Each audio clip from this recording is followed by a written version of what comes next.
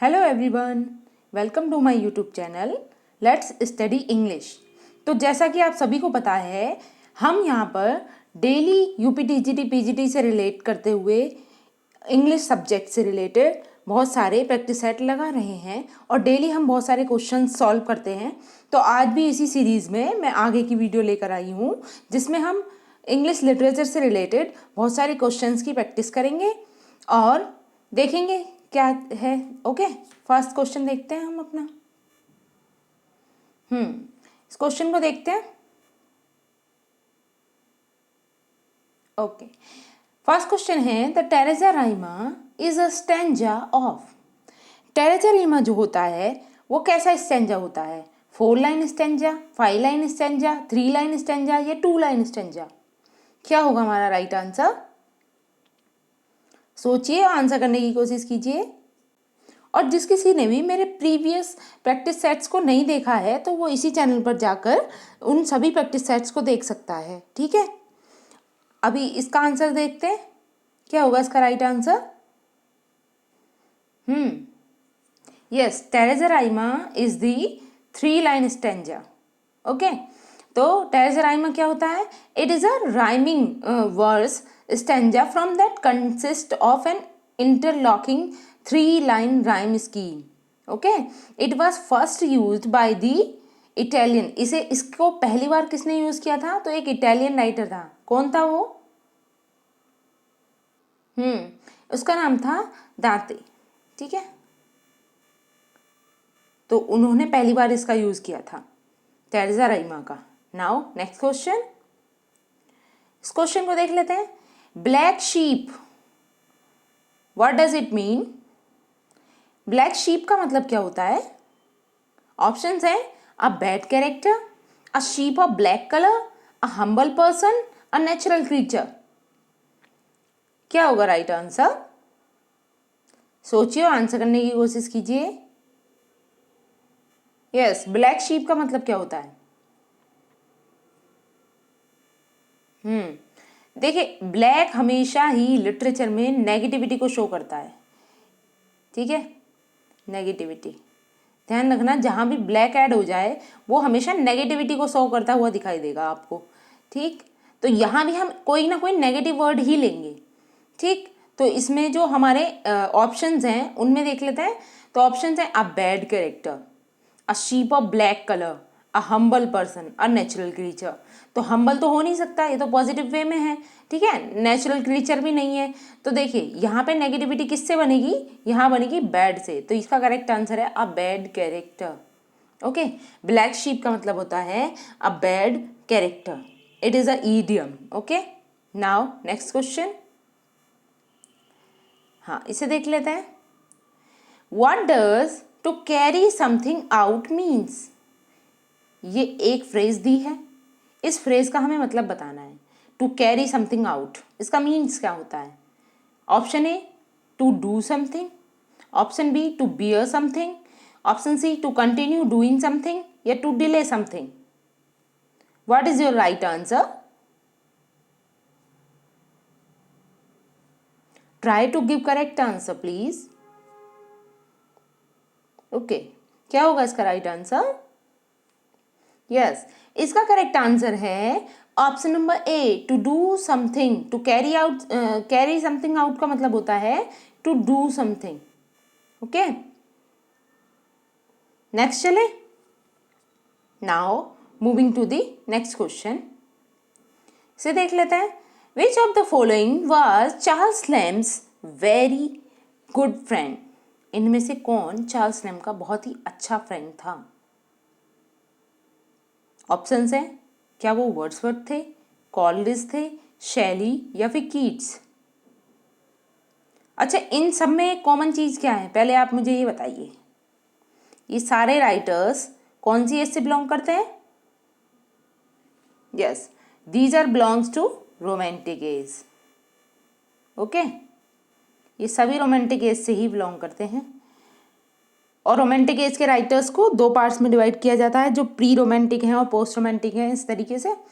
तो ये post romantic में आते हैं और ये प्री रोमांटिक में आते हैं, इस तरीके से आप समझ सकते हैं। अभी आपको बताना है कि चार्ल्स लैम्ब के बहुत अच्छे दोस्त कौन थे। Charles Lamb's very good friend, क्या होगा राइट आंसर?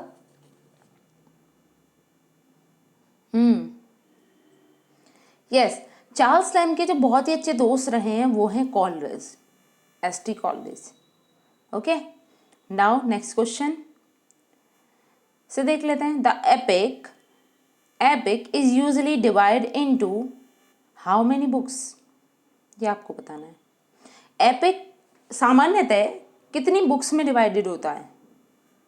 जैसे अगर हम रेप ऑफ द लॉक की बात करें, एक मोक एपिक है, या फिर पैराडाइज लॉस्ट की बात करें, ठीक है, तो ये सब क्या है, यूजुअली ये एक फिक्स, इनका कुछ फिक्स क्राइटेरिया होता है कि ये मतलब एपिक्स जो हैं वो इतनी ही बुक्स में डिवाइड करते हैं ज़्यादातर, सामान्यतः। ऐसा कोई स्ट्रिक्ट रूल भी नहीं है कि इतनी ही रहेंगी, बट हाँ ज़्यादातर इतनी ही बुक्स में करा जाता है। तो क्या नंबर है उनका? क्या वो 12 है, 24 है, 10 है, या 15 है? क्या होगा इसका राइट आंसर? यस, इसका करेक्ट आंसर है option number A, 12 books. Okay, the epic is usually divided into 12 books. Okay, now next question. The occurrence of same letter or sound at the beginning of adjacent words is, क्या होगा? Very easy questions. Option है आपके पास alliteration, assonance, half rhyme या rhythm. What is your right answer?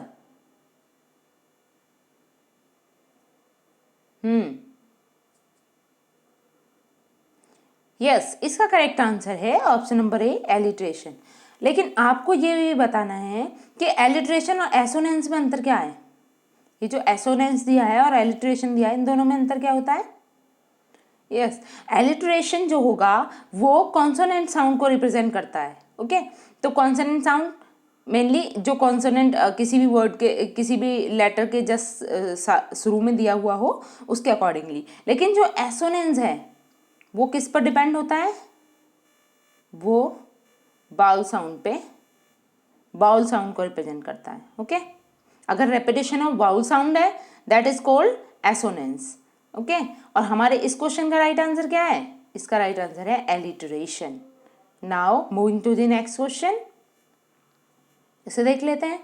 T.S.. Eliot's the Waste Land was published in, most important question है, और ये मानिए कि किसी ना किसी पेपर में घुमा फिरा कर वेस्टलैंड से, स्पेशली ये वर्क बहुत ही ज़्यादा इंपॉर्टेंट है, इसे आपको बहुत ध्यान से पढ़ना है क्योंकि इससे बहुत सारे क्वेश्चंस बनते हैं। स्पेशली पीजीटी वाले बच्चों को ये पढ़ना है, टीजीटी के लिए तो नहीं है ये, लेकिन पीजीटी के लिए स्पेशल है। ठीक है, तो इसके कितने पार्ट्स हैं आपको ये भी बताना है। अच्छा, वेस्टलैंड के टोटल कितने पार्ट्स हैं? यस, टोटल 5 पार्ट्स हैं। ओके, कब पब्लिश हुआ था ये? 1922 में। ओके, ये इसका राइट आंसर है। और 5 पार्ट्स के नेम क्या हैं ये आपको मुझे लिख के देना है कमेंट बॉक्स में। ओके, वरना कल मैं इसका आंसर दे दूंगी अगर आपको नहीं पता है तो। नाउ इस क्वेश्चन को देखते हैं। Who describes the ideal commonwealth in the Tempest. The ideal commonwealth ये किसने डिस्क्राइब किया है टेम्पेस्ट में? ये किसको डिस्क्राइब किया गया है? ये फर्डिनेंट, प्रॉस्पेरो, मिरांडा और गोंजेलो। ये ए है, मिरांडा। ठीक है, बताइए क्या होगा इसका राइट आंसर? सोचिए, आंसर करने की कोशिश कीजिए। Who describes the ideal commonwealth in the Tempest?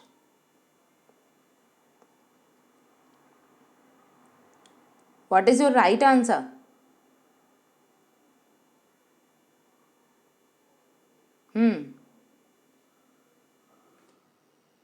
सोचिए, आंसर करने की कोशिश कीजिए।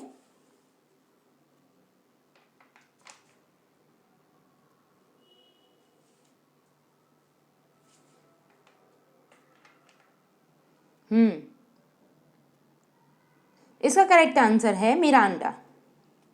ओ सॉरी, इसका करेक्ट आंसर है option number D, Gonzalo. Okay, now next question. In which magazine did Lamb's essays first time appear? Lamb का जो ऐसे है वो कौन सी मैगजीन में पहली बार अपीयर होता है, ये आपको बताना है। मैगजीन्स हैं आपके पास black board magazine, London magazine, quarterly magazine या फिर Ariel magazine. Ariel. What is your right answer?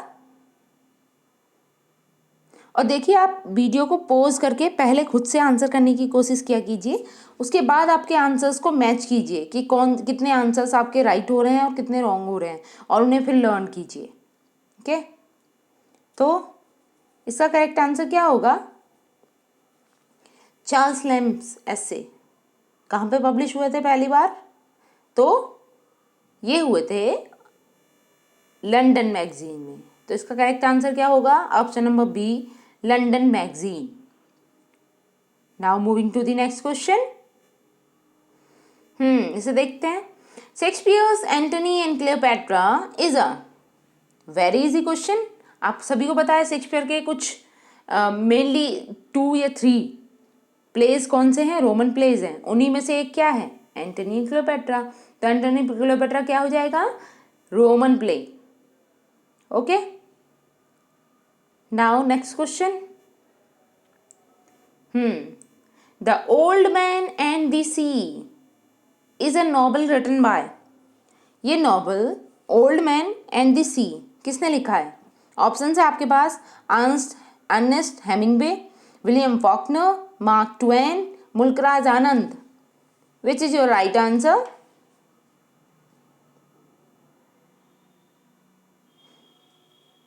Old man and the sea किसने लिखा है ये? और आपको ये भी बताना है कि ये कब पब्लिश हुआ था।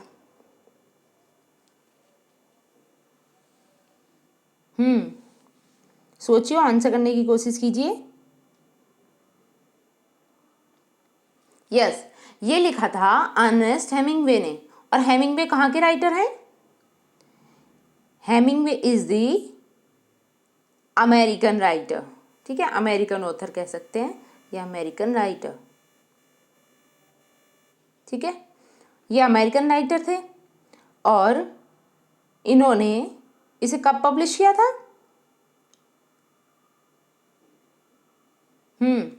1952 में। Okay, next question. Fill in the blanks with a suitable alternative the dinner smells. देखो ये ब्लैंक दिया है और इसमें आपको करेक्ट ऑप्शन को फिल करना है। ठीक है, तो ऑप्शन आपके पास वेल, गुड, बेस्ट या बेटर। क्या आएगा? The dinner smells well, the dinner smells good, the dinner smells best, the dinner smells better. What is your right answer?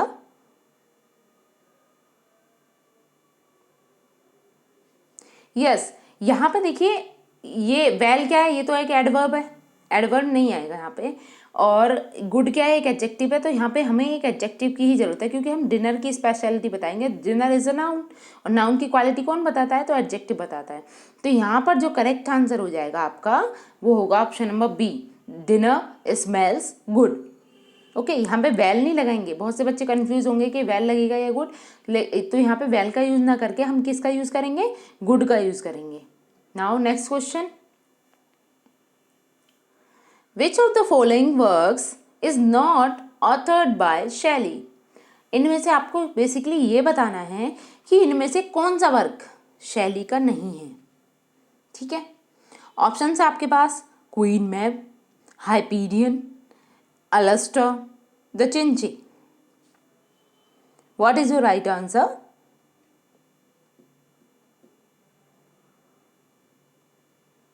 सोचिए, आंसर करने की कोशिश कीजिए।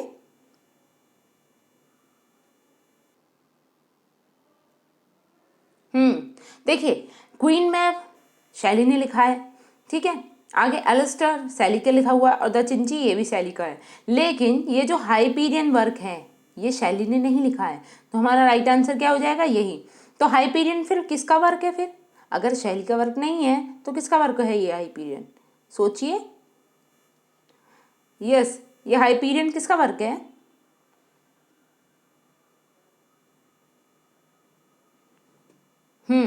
ये वर्क है जॉन कीट्स का। ओके, जॉन कीट्स ने इसे लिखा है। और ये किस पर बेस्ड है? तो it is based on the Titanomachia and tales of the disappear of Titans after their fall to the Olympians. Okay, now next question, which of the following poets was of the opinion that art, like trees and shrubs, had a natural growth? Options आपके पास Wordsworth, शैली, Frost या फिर Walt Whitman.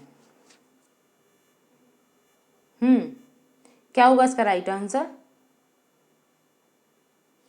ये किस poet का opinion है? That art like trees and sirs had a natural growth. सोचिए, answer करने की कोशिश कीजिए, क्या होगा आपका राइट आंसर? क्या वो वर्ड्सवर्थ हैं, क्या वो शैली हैं, या रॉबर्ट फ्रॉस्ट हैं, या फिर वॉल्ट विटमैन है?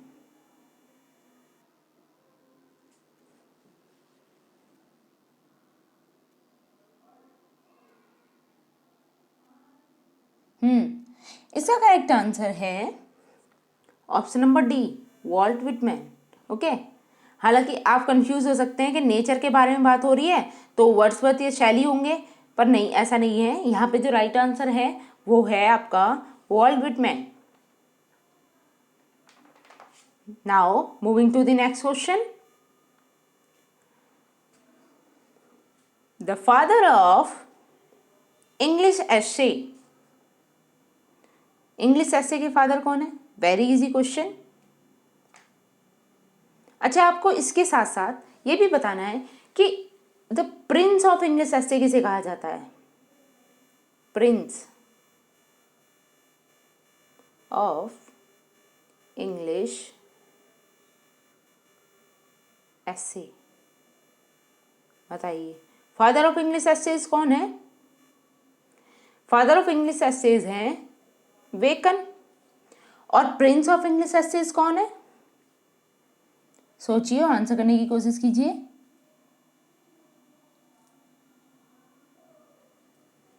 यस, ये है Charles Lamb. Okay, Charles Lamb को क्या कहा जाता है? Prince of English essays. अच्छा, बेकन के बारे में, बेकन कौन है? Francis Bacon was an English philosopher, statesman, scientist, jurist, orator, essayist and author. देखिए कितने सारे इनके क्वालिफिकेशंस हैं। Bacon has been called the father of empiricism. ठीक है, इन्हें फादर ऑफ एम्पीरियसिज्म ही कहा जाता है, ये भी ध्यान रखना, फादर ऑफ एम्पीरियसिज्म। ठीक है, ये सी है एंड आई होप मेरी हैंड राइटिंग आपको समझ आ रही होगी। Now moving to the next question, yes, Shelley poem, Shelley's poem Adonais is a. Shelley की जो पोएम है एडोनियस, वो क्या है? A ballad, an idyll, an ode या an elegy? What is your right answer? ये लास्ट ईयर भी पूछा गया क्वेश्चन है यूपी, ये पूछा गया था यूपी पीजीटी में। ओके,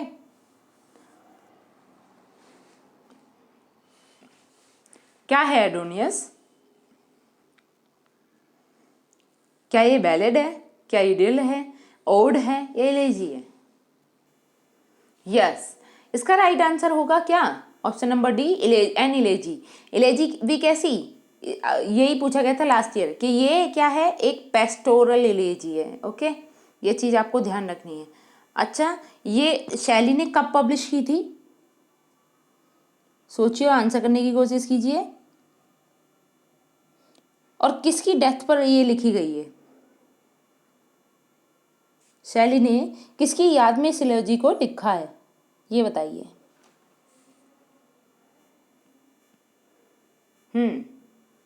ये जो एडोनियस है ये एक पेस्टोरल इलेजी है, और ये किसकी डेथ पर है? तो ये लिखी है शैली ने जॉन कीट्स की याद में, जॉन कीट्स की डेथ पर, ठीक है, क्योंकि शैली और जॉन कीट्स आपस में बहुत ही अच्छे फ्रेंड्स थे। नाउ नेक्स्ट क्वेश्चन,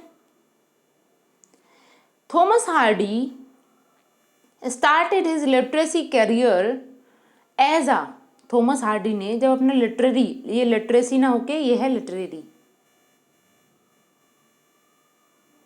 ठीक है, थॉमस हार्डी ने अपना लिटरेरी करियर कैसे शुरू किया था? As a novelist, as a short story writer, as a poet, as a dramatist. What is your right answer?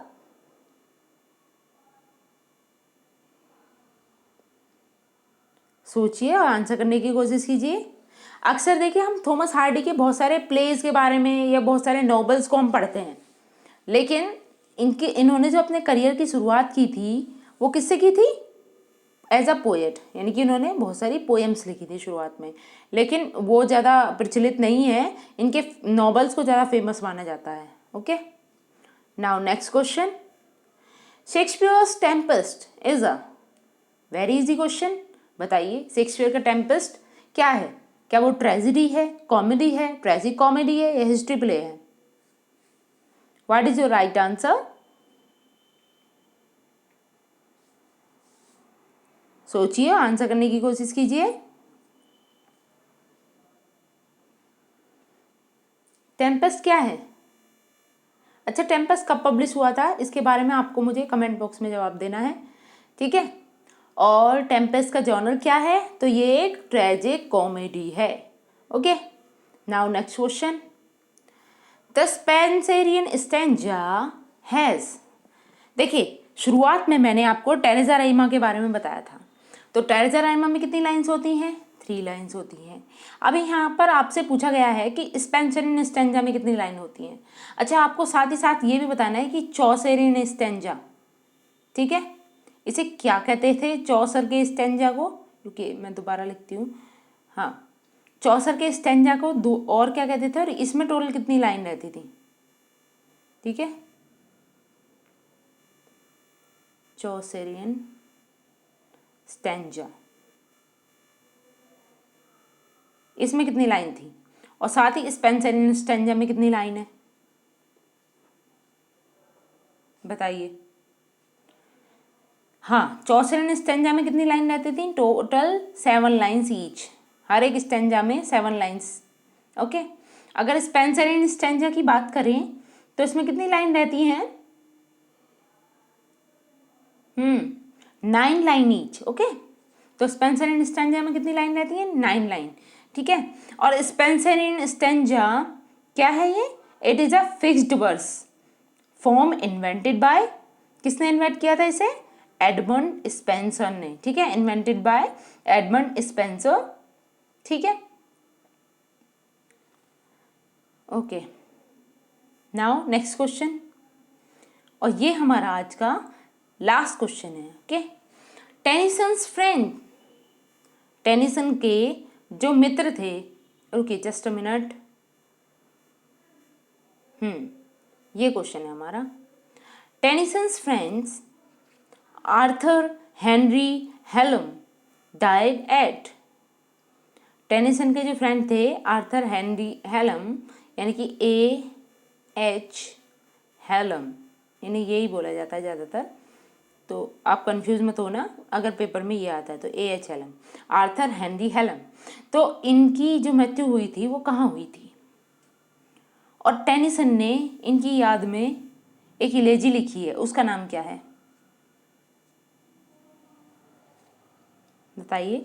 इलेजी का नाम है इन मेमोरियम, ठीक है। हालांकि ब्रेक ब्रेक ब्रेक भी मानी जाती है कि ये भी एक इलेजी थी, ठीक है। एक इनकी पोएम है ब्रेक ब्रेक ब्रेक, बहुत ही फेमस पोएम है टेनिसन की, उसे भी ध्यान रखना है। ओके, और ये जो इलेजी है इन मेमोरियम स्पेशली टेनिसन ने इन्हीं की याद में लिखी थी, ठीक। और इनकी डेथ कहाँ पर हुई थी? तो इनकी डेथ हुई थी वियना में। ओके, आई होप मेरी ये वीडियो आपको पसंद आई है, और अगर आपको कोई भी क्वेरी है इससे रिलेट करते हुए तो आप कमेंट बॉक्स में लिख के मुझे बता सकते हैं, ठीक है। और अगर आप कोई सजेशन देना चाहते हैं तो I agree with that, okay. और ऐसे ही आपको डेली मेरे इसी चैनल पर बहुत सारे प्रैक्टिस सेट मिलते रहेंगे, डेली कोई ना कोई प्रैक्टिस सेट। और अभी मैं ग्रामर को लेकर अलग से प्रैक्टिस सेट करा रही हूँ और लिटरेचर के अलग प्रैक्टिस सेट करा रही हूँ, तो आप दोनों को मेरे ही चैनल पर देख सकते हैं। और टॉपिक वाइज भी मैं वीडियो कराऊंगी, जैसे मैंने शेक्सपियर से रिलेट करती हुई काफ़ी वीडियो डाली हैं, उन्हें भी आप इस चैनल पर देख सकते हैं। और मैं आगे भी टॉपिक वाइज भी क्विज लेकर आऊँगी, तो उन्हें भी आप देखना, ठीक है। और आपको क्या करना है, आपको मेरे चैनल को लाइक करना है, ज़्यादा से ज़्यादा सब्सक्राइब करना है और अपने दोस्तों के साथ शेयर करना है, ठीक है। Thanks for watching.